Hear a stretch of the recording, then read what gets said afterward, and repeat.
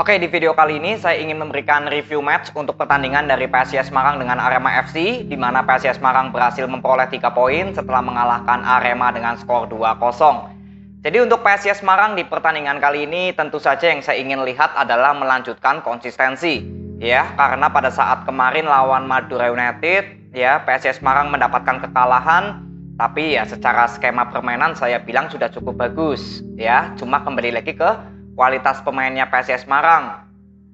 Sedangkan untuk Arema FC ya tentu saja terakhir saya lihat kekalahan lawan Barito, ya saya memang nggak buat video review karena memang belum ada perubahan ya dari permainan Arema FC yang selalu kesusahan untuk menciptakan gol dan selalu kemasukan, ya. Jadi saya hanya ingin lihat lagi di pertandingan lawan PSIS Semarang apakah Arema sudah ada perubahan atau belum dari gaya permainannya. Kalau dilihat dari starting line up kedua tim, ya PSIS Semarang di sini memainkan Gianzola dengan Septian David. Tentu saja tidak adanya Fortes, ya memang PSIS Semarang belum ada striker murni yang cocok ya untuk menggantikan posisi Fortes karena Rizky Dwi ya memang penampilannya belum optimal ya. Jadi PSIS Semarang memainkan 2 striker langsung atau sebetulnya ya Gianzola dengan Septian David ya gelandang serang yang murni ya, jadi bukan sebagai target man sebetulnya. Ya, lalu untuk Arema FC di sini Lucero nggak dimainkan, justru di sini M. Rafli yang dimainkan. Ini juga sebetulnya masih bisa masuk akal menurut saya. Kenapa? Karena penampilan Lucero di 2 pertandingan terakhir itu saya lihat juga belum maksimal. Banyak sekali lebih lama untuk membawa bola daripada memberikan passing-passing. Jadi seperti mendelay permainan Arema FC untuk melakukan passing atau penyerangan yang cepat. Jadi ini masih masuk akal Lucero dicadangin dan M. Rafli yang dimainkan. Lalu sebetulnya di babak pertama, kalau berbicara dari permainan kedua tim, sebetulnya Arema FC ini cukup mendominasi di babak pertama. Permainan dari kreativitas sektor tengah, sektor sayap itu hidup semua untuk Arema. Ya, intercept dari Dedik ataupun dari Dendi yang bermain di sektor kiri, ya ini berapa kali berhasil.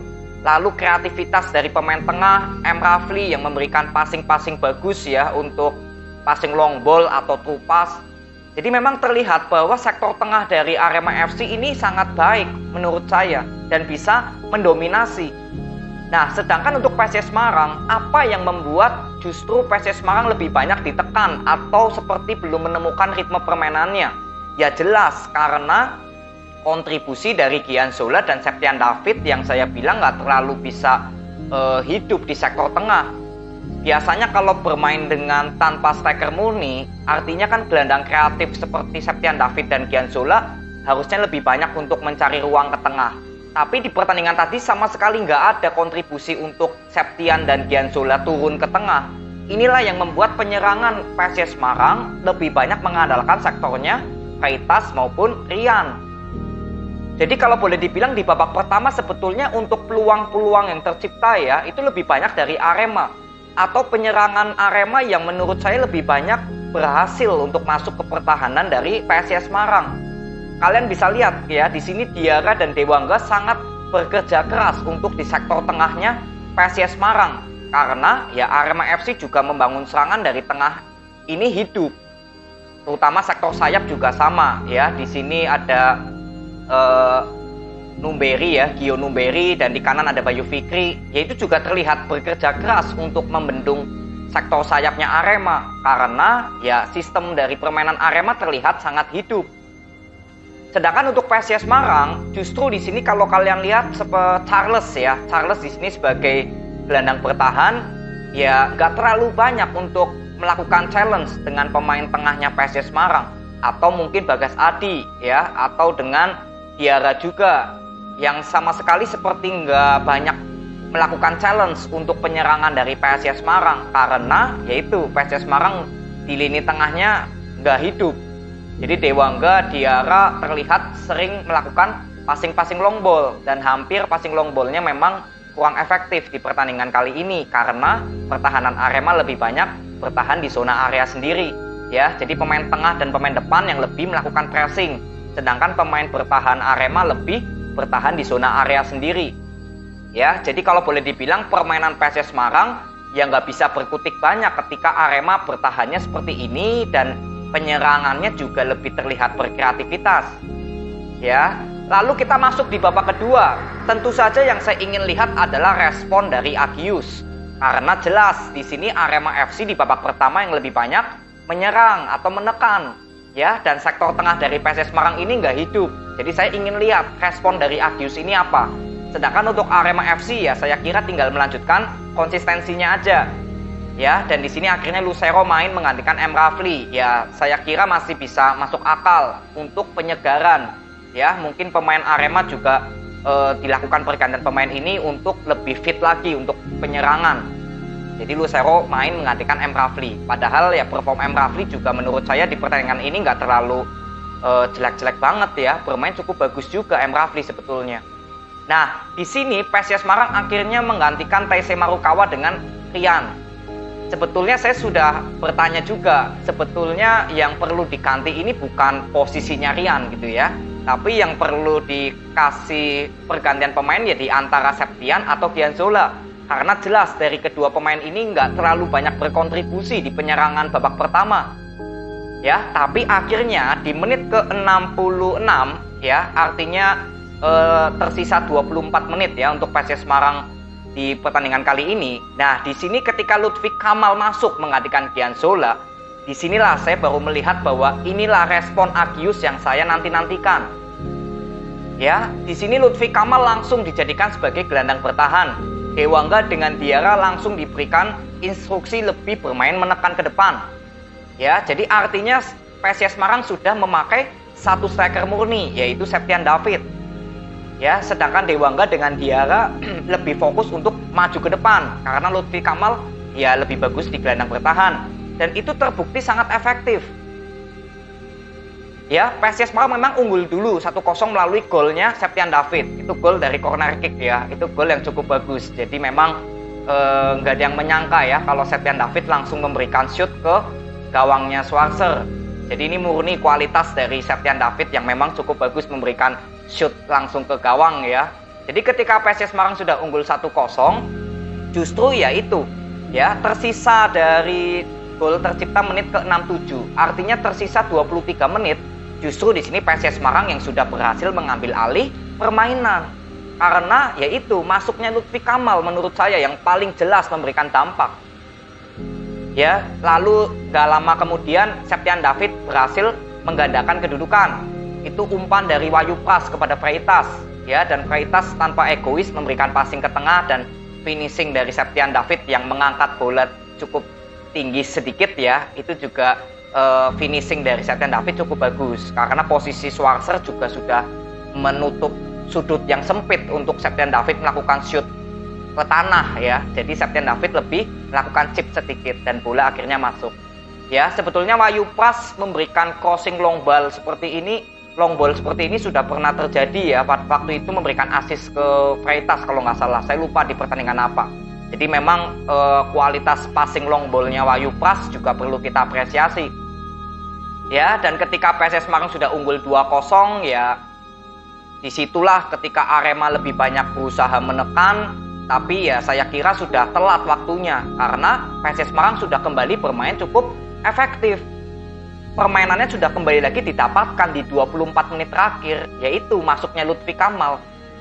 Ya, yang artinya ya PSIS Semarang hanya memasang Septian David sebagai pemain depan daripada berduet dengan Zola yang justru gak berjalan sektor tengahnya, gak ada kreativitas gitu loh. Ya, jadi menurut saya kesimpulannya ya, untuk Arema FC sebetulnya di babak pertama ini bermain cukup bagus. Sistemnya berjalan, kreativitas terlihat hidup dari semua lini. Ya, karena ya PSIS Semarang juga untuk masalah penyerangan di sektor tengahnya nggak berjalan. Jadi Arema lebih banyak membangun serangan dari kesalahan-kesalahan pemainnya PSIS Semarang. Ya, tapi sayang sekali selama 45 menit babak pertama di saat PSIS Semarang justru seperti performnya belum maksimal, ya di sini Arema FC yang harusnya memiliki kesempatan untuk mencuri gol tapi nggak berhasil. Ya, lalu ketika PSIS Semarang di babak kedua memasukkan Lutfi Kamal, disitulah menurut saya titik di mana PSIS Semarang bangkit. Ya, bangkit ini ya permainannya sudah kembali lagi ditemukan, ritme permainannya sudah kembali lagi, sistemnya berjalan.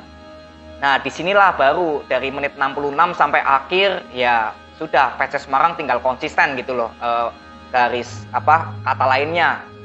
Ya, jadi menurut saya untuk pertandingan ini ya tentu saja respon dari Agius yang memberikan perubahan di sektor tengah, masuknya Lutfi Kamal menggantikan seorang Dian Zola sebagai pemain depan, ini terbukti sangat efektif dan terbukti berhasil karena permainan dari PSS Semarang terlihat lebih cair ya, atau lebih hidup. Ya, jadi 24 menit akhir dari PSS Semarang ini menentukan PSS Semarang bisa memperoleh 3 poin. Ya, sedangkan untuk Arema FC ya sebetulnya di babak pertama banyak kesempatan untuk bisa mencuri gol karena ya penampilan PSS Semarang belum terlalu maksimal gitu ya.